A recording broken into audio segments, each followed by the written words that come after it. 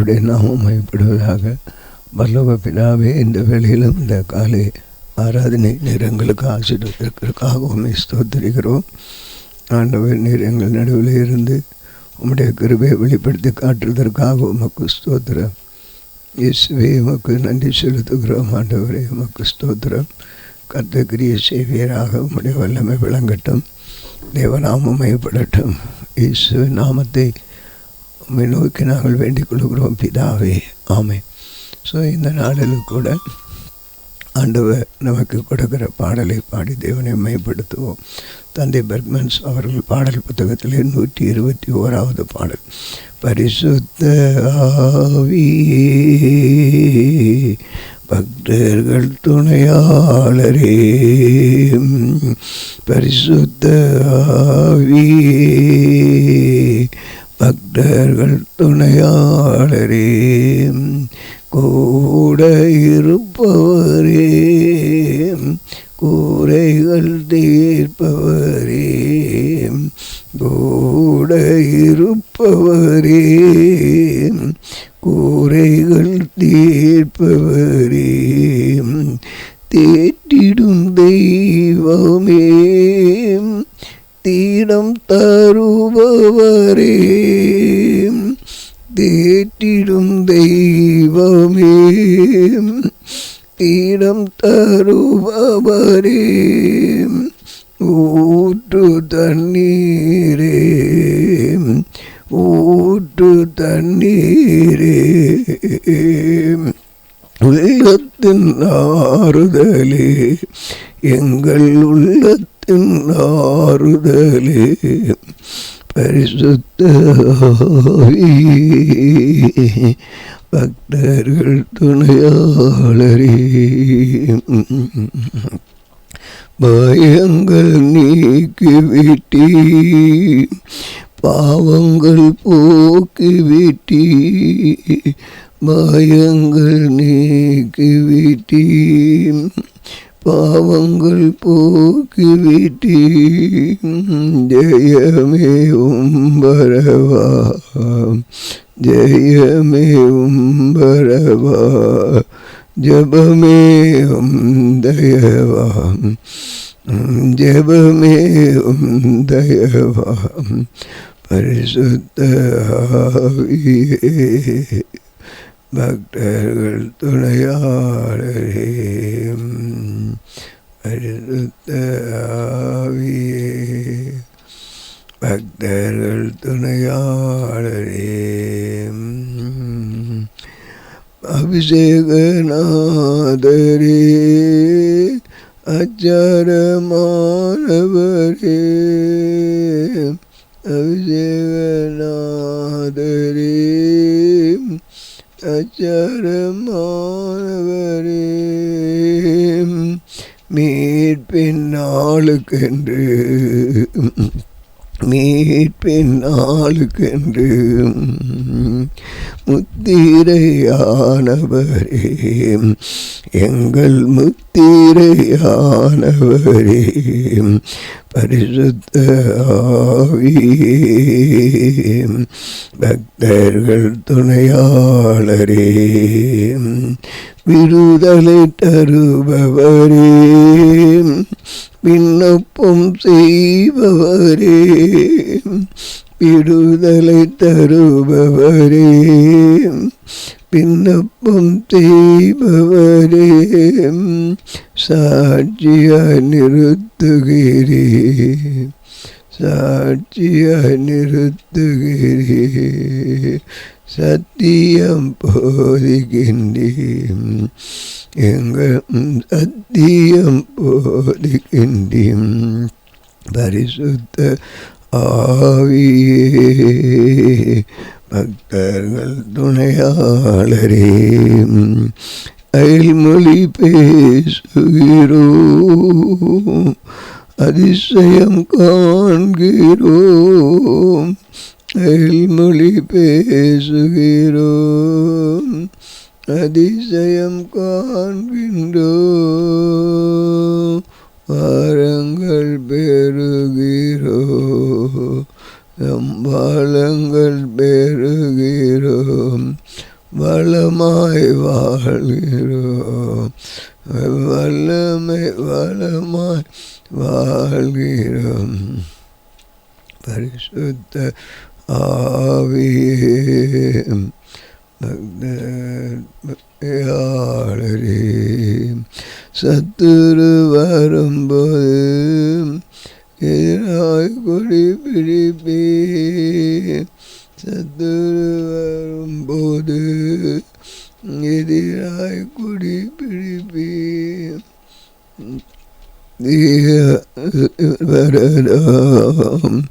எக்காலம் ஊதுகிறோம், எதிரியை வென்று விட்டோம், நாங்கள் எதிரியை வென்று விட்டோம்.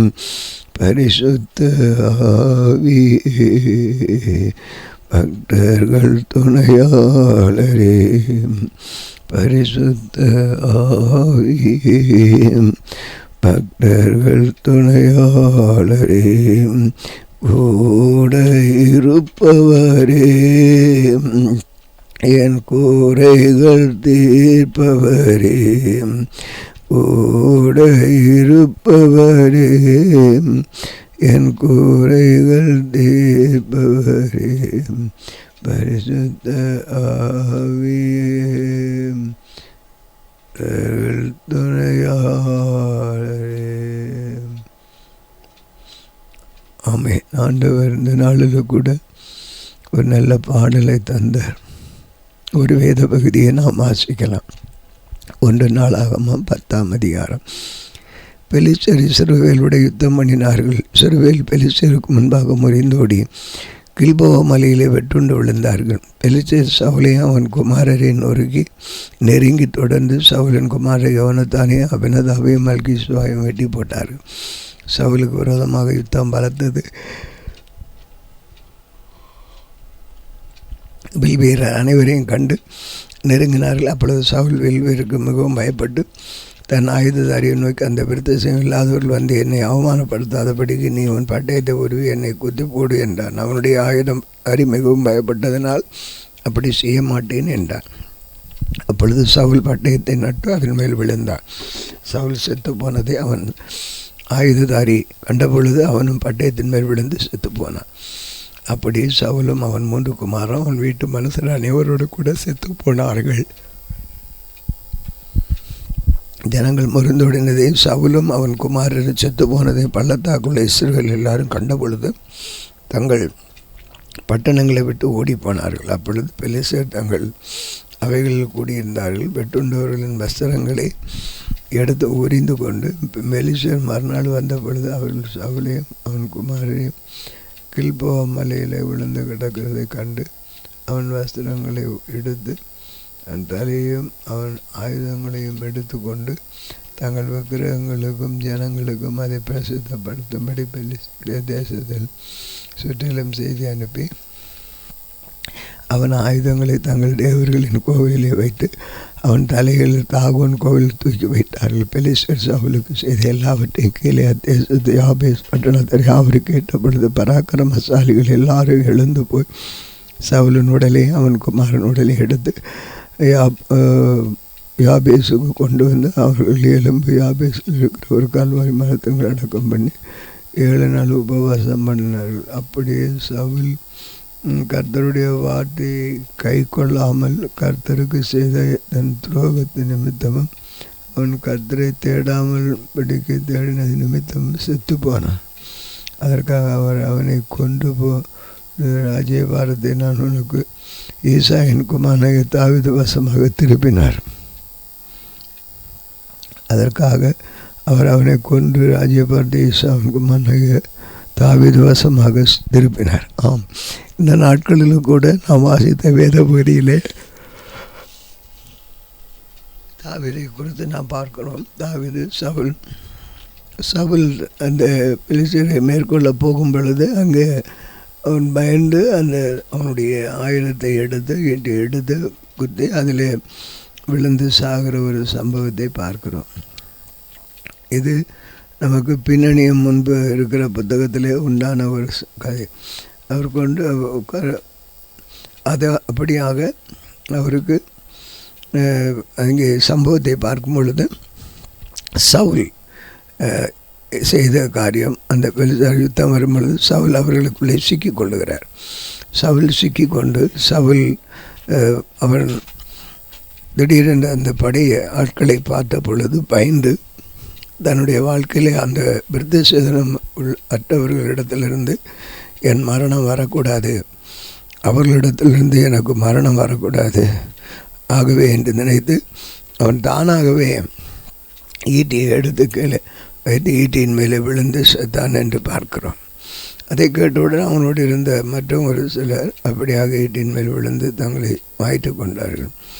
எதற்காக அதை அவர்கள் மாய்த்து கொண்டு என்றால், ஒரு அபிசுவாசி இடத்திலே, அதாவது அவர்கள் பெலிஸ்தர் இடத்திலே நாம் பிடிபட்டால் அவன் கொண்டால் நமக்கு எவ்வளோ அவமானம் என்பதற்காக அது இல்லாதபடி தன்னையே அந்த நிலை வரக்கூடாது என்பதற்காக அவர் அதை செய்தார் என்பது பார்க்கிறோம்.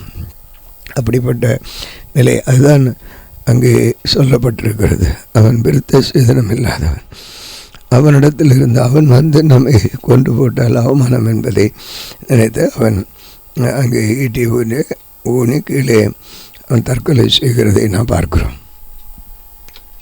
ஆனால் அதே விதமாக அவனோடு இருந்த படை வீரரும் இதை பார்த்த உடனே, சவுல் செய்கிறதை பார்த்த உடனே அவரும் அதை செய்து கொள்ளுகிறார். அப்படி ஒரு யுத்தத்தை மடிந்து போகிறார்கள் ஈட்டியிலே. ஆனால் பின்பு அங்கே தாவீதின் வசமாக தாவீதினிடத்தில் இந்த செய்தி வருகிறது. ஜனங்கள் அதை அறிந்து அவர்களை மீட்டெடுக்கிறதை நாம் காண்கிறோம். இதுதான் என்னுடைய வேதம். ஆனால் நாம் ஆண்டவருடைய பிள்ளைகளாகிய நாம் ஆண்டவரை நம்பி அவருடைய அடிச்சுவடுகளிலே வளர்ந்து வரும் பொழுது ஆண்டவர் நம்மை கைவிடாத நேசர் நம்மோடு இருக்கிறார். அவர் நம்மை நடத்துவார். அவர் நமக்கு சகலத்தை நன்மையாக செய்து முடிப்பார். ஆண்டவர் நல்லவர். தொடர்ந்து நாம் இந்த நாளிலே நாம் ஜெபிப்போம்.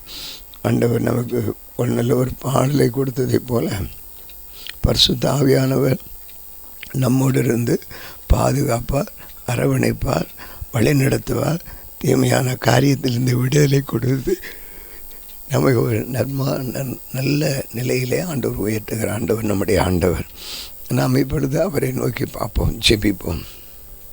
எங்கள் மகா கிருபையும் நிறைந்த எங்கள் இயேசுவே, இந்த வேளையில் நாங்கள் உம்மை நோக்கி பார்க்கிறோம். ஆண்டவரே, எங்களுடைய ஆயுசு நாட்களே ஒரு நாளை கூட்டி கொடுத்து அப்பாவின் முகத்தை பார்க்க எங்களுக்கு இந்த பாக்கியம் தந்ததற்காக உமக்கு நன்றி தெரிவிக்கிறோம். ஆண்டவரே, எங்கள் வாழ்நாள் 70 அல்லது 80 ஆண்டு என்று தாவீது சொன்னதை போல நாங்கள் வாழுகிற வாழ்க்கை ஒரு வாழ்க்கை, அந்த வாழ்க்கை இயேசுவுக்காக இருக்க எங்களை அர்ப்பணிக்கிறோம். ஆண்டவரே, இயேசு எங்கள் வாழ்க்கையில் வந்து எங்கள் வாழ்க்கையை நீர் ஏற்றுக்கொள்ளும்படி உம்முடைய கரத்தில் வருகிறோம். இயேசுவே, இயேசு ராஜாவே, இந்த நாளிலும் ஏழைகளின் ஜெபத்தை கேளும். ஆண்டவரே, இன்றைக்கு நாங்கள் ஜெபிக்கிற ஒரு நாளாக இந்த செவ்வாய்க்கிழமை என்று சொல்லும் பொழுது ஜெபத்தின் மகிமையின் நாளாக நாங்கள் வைத்து ஜெபிக்கிறோம்.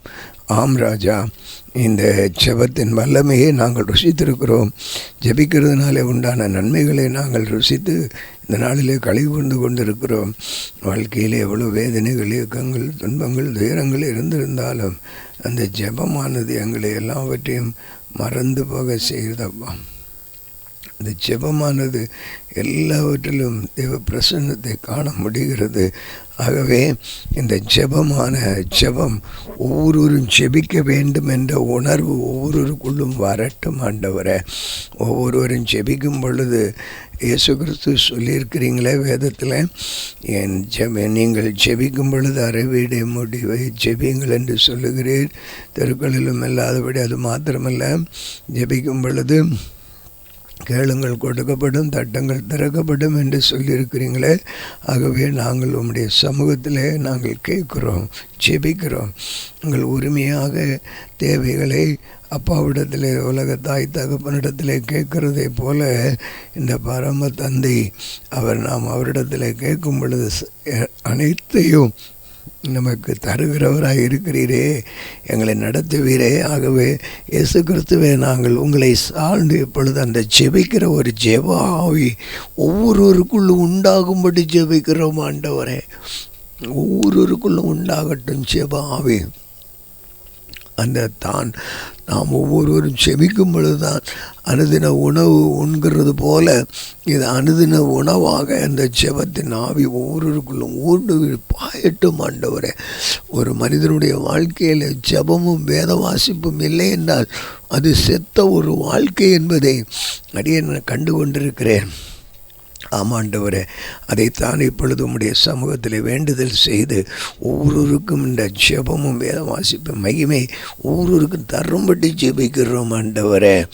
அவர்கள் வேதத்தை வாசிக்கட்டும், ஜெபிக்கட்டும், ஜெப நேரத்தை ஒதுக்கட்டும் ஆண்டவரே. அந்த உணர்வு இப்பொழுது உண்டாகட்டும். ஜெபிக்க வேண்டும் என்ற உணர்வு ஒவ்வொருவருக்கும் நான் ஜெபிக்கும் பொழுது அதில் எங்களுக்கு ஒரு பதில் கிடைக்கும் என்று சொல்லி அங்கே சவுல் மரித்து போனது தாவீது அந்த காரியங்கள் எல்லாவற்றையும் ஆண்டவரே அவர்களுக்கு அந்த ஜெபத்தின் மகிமை இருந்ததினாலே நீர் வெளிப்படுத்தினீர் என்பதை நாங்கள் அறிகிறோம். அதே ஆண்டவர் அதை தொடர்ந்து செய்வீராக. ஒவ்வொருவருக்குள்ளும் ஜெப ஆவியை ஊற்றும்.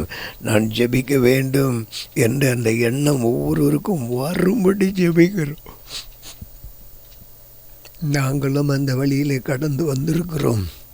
அது அவர்கள் ருசிக்கட்டும்.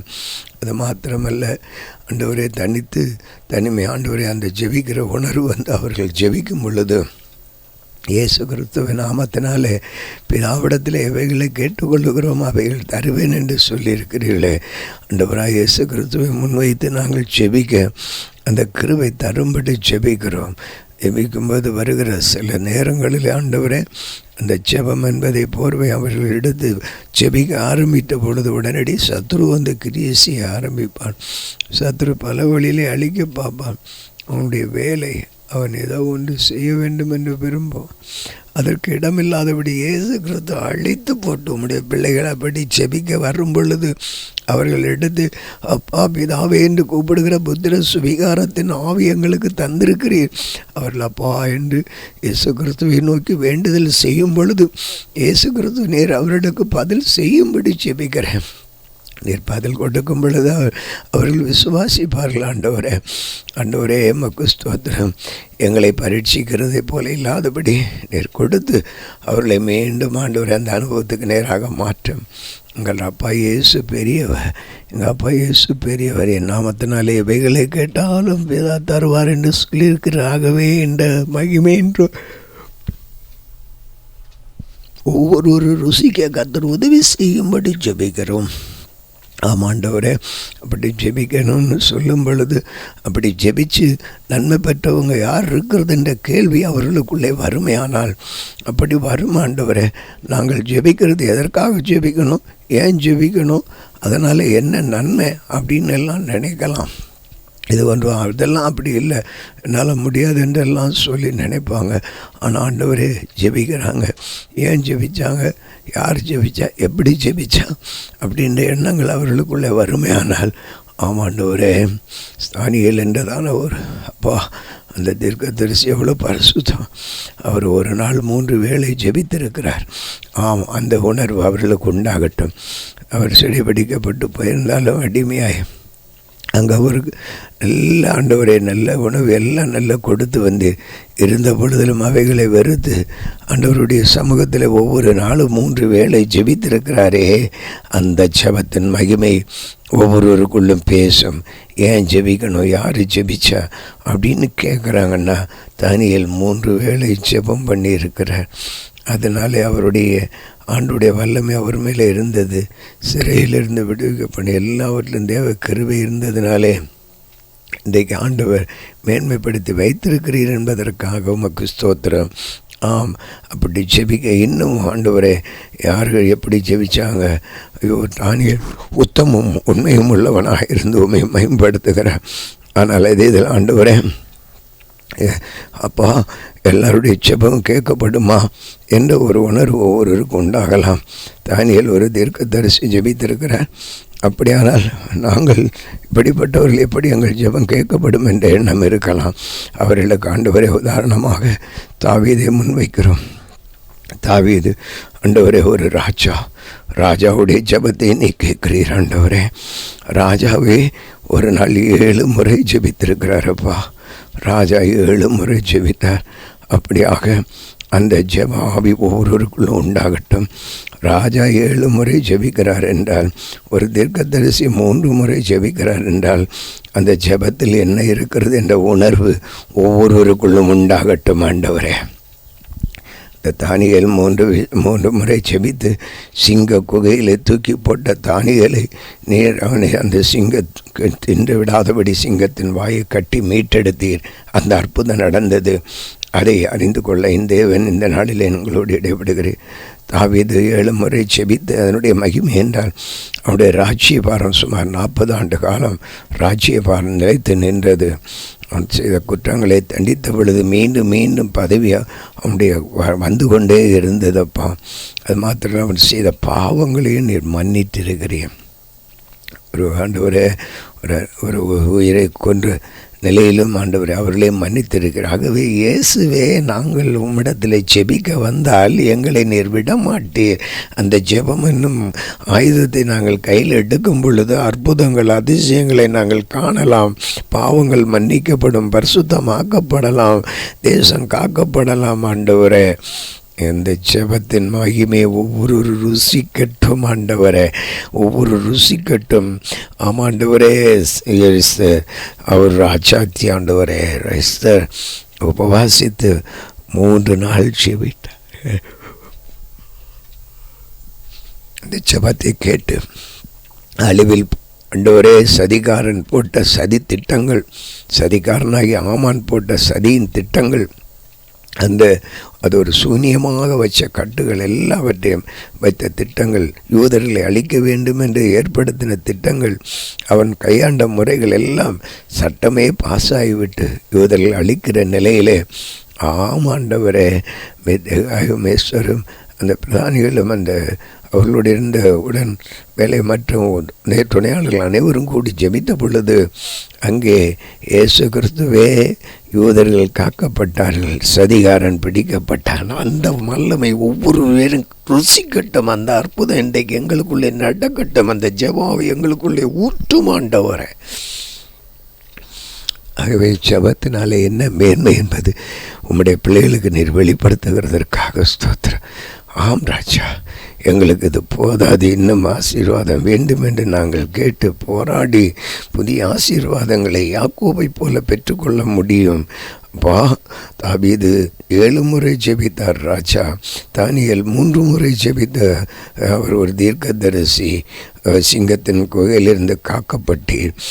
யாக்கோபு போராடி ஜெபித்து இரவு முழுதும் போராடி தன் சுடை சந்து சுலுக்கினாலும் பரவாயில்லை, என்னை ஆசீர்வதித்தால் ஒளிய விட மாட்டேன் என்று ஜெபித்த அந்த யாக்கோபை கர்த்தர் தொட்டு நீர் ஆசீர்வதித்த அந்த ஆண்டவர், அப்படிப்பட்ட ஒரு ஜெபம் நாங்கள் ஜெபித்தால் எங்களுக்கு அந்த மகிமை கிடைக்கும் என்ற அந்த உணர்வை இப்பொழுது நீ கட்டளையிடுகிறீர். அதே போல எங்களுடைய சபையை நீர் ஆசீர்வதித்து மகிமைப்படுத்தினால் ஒழிய நாங்கள் ஆண்டவரே இந்த ஜெபத்தை விட மாட்டோம்.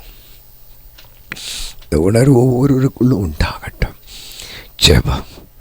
ஜெபத்தின் ஆவி ஒவ்வொருவருக்கும் பாயட்டும். அந்த ஜெபிக்க வேண்டும் என்ற சிந்தை உண்டாகட்டும். ஜெபிக்க தடை, ஜெபித்தால் இவர்கள் வெற்றி பெறுவார்கள், ஜெபித்தால் வியாதியிலிருந்து சுகம், ஜெபித்தால் பிசாசின் பிடியிலிருந்து விடுதலை, ஜெபித்தால் தொழில் வியாபாரம் வளரும், ஜெபித்தால் இவர்கள் முன்னேறுவார்கள், பிள்ளைகள் நல்ல வேலை ஸ்தலங்களில் இருப்பார்கள், இவர்களுக்கு திருமணங்கள் நடக்கும், பிள்ளை பாக்கியம் கிடைக்கும். அப்படியாகவே இந்த ஜெபிக்க விடக்கூடாது என்று சொல்லி ஜெபிக்க ஆரம்பிக்கும் பொழுதே தடை செய்கிற சத்துருவை இயேசு கிறிஸ்துவின் நாமத்திலே கட்டுகிறோம். அப்படி கட்டி ஜெபிக்கிற ஒரு உணர்வை ஒவ்வொரு பிள்ளைகளுக்கு நீ தாரும். அப்படியாக என் தேவன் நீர் எங்களுக்கு ஜெபத்தின் மகிமை வெளிப்படுத்தியிருக்கிறேன். இந்த நாள் ஜெபம் எங்கள் வாழ்க்கையிலே அற்புதங்களை செய்ய போவதற்காக ஸ்தோத்திரம். ஜெபி ஆண்டவரே, வியாதீஸ்வரர்களுக்காக ஜெபிக்கும் பொழுது வியாதியிலிருந்த விடுதலைகளை நீ தருகிறேன். உம் சமூகம் ஆனந்தத்தையும் பேரின்பத்தையும் கொடுக்கும். ஆமாண்டவரே, மரித்த லாசருவே நீர் வெளியே வா என்று ஜெபித்து அழைத்தீரே. அப்பா உமக்கு ஸ்தோத்திரம். சபையார் கூடி ஜெபித்த பொழுது அந்த கட்டுப்பட்டிருந்த சங்கிலிலே சிறைச்சாலையில் இந்த பேதுருவை அழைத்து வெளியே கட்டுகளை உடைத்து கொண்டு வந்தீரே. ஆம், அப்படிப்பட்ட ஒரு ஜெபத்தின் மகிமை ருசிக்கட்டும். பவுலும் சீலாவும் சிறையிலே பாடி துதித்து மயப்படுத்தி செபித்த பொழுது கட்டுகள் உடைக்கப்பட்டு வந்த அந்த மகிமையை பெற்றுக்கொள்ளலாம். ஒவ்வொரு செவியுங்கள் என்று வலியுறுத்துகிறேன். இந்த ஜெபாவை எங்களுக்குள்ளே இன்னும் பரவட்டும் ஆண்டவரே. காத்துக்கொள்ளும், பலப்படுத்தும். மக்கே மகிமை செலுத்துகிறோம். இயேசுவின் நாமத்தில் கேட்கிறோம் பிதாவே. இந்த நாளிலும் எங்களுக்கு விரோதமாய் கிரியை செய்கிற சகல அந்தகார வல்லமையின் ஆவிகளையும் நசனாய் இயேசு கிறிஸ்துவின் நாமத்தில் கடிந்து கட்டுகிறோம். ஆமென், ஆமென்.